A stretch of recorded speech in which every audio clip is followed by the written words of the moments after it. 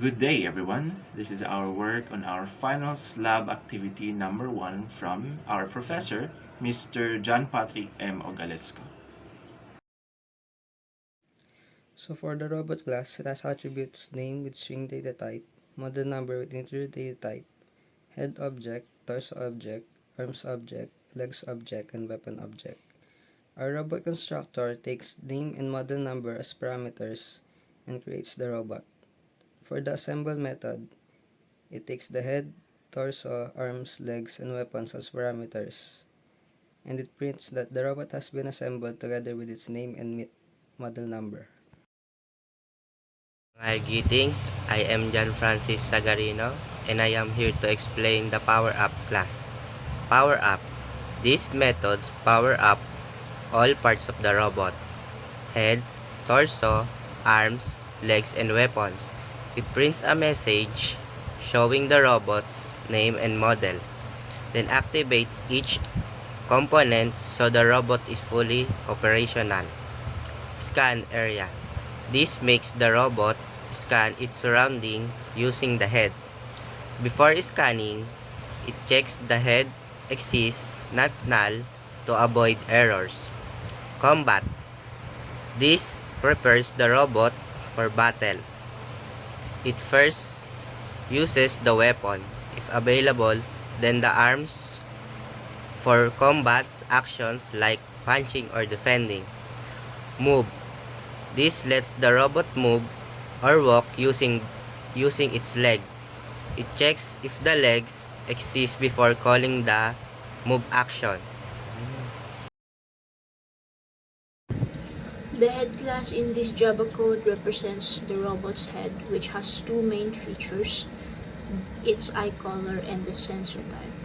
These are defined as instance variables and are set when a head object is created through its constructor. The, the activated, this method simulates the activation of the head.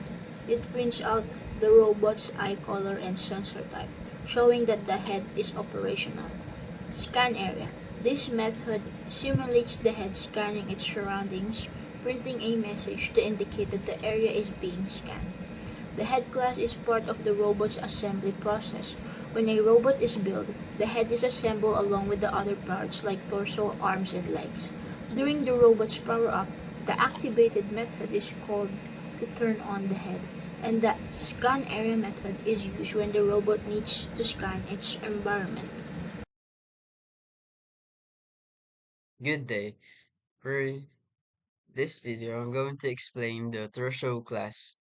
This torso class is a part of a robot. And first, this is a private class. This torso class is responsible for storing information about its power source. Next, we have a constructor here. The constructor torso string. This takes a string parameter representing the power source and it assigns it to the class field power source. Next, we have a method called activated. When the activated method is called, it prints out a message saying that the torso is activating. That's all. Thank you. This Java class is called arms. It represents a pair of robotic arms that can be turned on and used in combat. The variable strength level, this is used to store how strong the arms are. Constructor, this special method sets the strength level when you create a new arms object. Activated methods print a message that the arms are turning on and shows the strength level. Combat method prints a message saying the arms are fighting. And here is our class for robot legs. We have here, of course, the public class legs. And here we have our attributes: private int, mobility level. This attributes stores the mobility level of the robot's legs. And next, we have the constructor public legs int mobility level. This that mobility level equals mobility level. This constructor basically sets the mobility level when legs are created. We use public so the user allows to create instances of the legs class from outside the class. Also, we have our two methods, the activated and move. The first is the public void activated system that out the print line legs activating mobility level plus space plus mobility level, which indicates that the legs are activating and the shows the mobility level. And for the last method in this class, we have public void move system that out print line moving with the mobility level of plus mobility level. This method demonstrates how the robot moves based on its mobility level.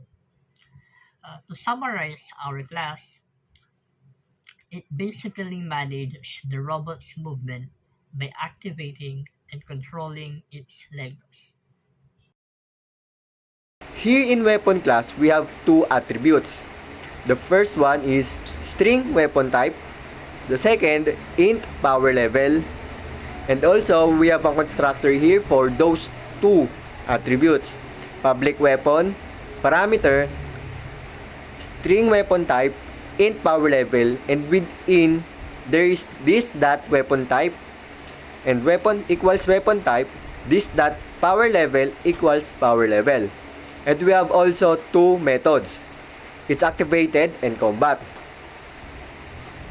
Inside the activated, we have system.out.println weapon activating, weapon type or what else the name of weapon or type, and the power level of a weapon. In a combat method, inside of it, it has using weapon in combat. Hello, my name is Ricky, and I will be the one that will explain to you about my part on our work, which is the robot assembly line. Here we have a provided name and model number to instantiate a robot. Then we have some parts, which are the head, torso, arms, legs, and weapon that has their own hard-coded values. Then we have our robot.assemble method, which passes in all the parts and their values and returns a fully assembled robot object. Greetings everyone, I'm Cabral and I am here to present our main class. In line 2, we created the main class. In the line 5, we created an object for our class robot assembly line with the name of assembly line. On the line 6, we called build the robot with the name of Catherine and number ID of 1 to 10. After that, we activate different functionalities by calling the methods of power up, scan area, and combat. Power up, scan area, combat, and each method controls a part of a robot, like powering up, scanning the surroundings, engaging the combat. That is all, and thank you for listening in on our group's presentation.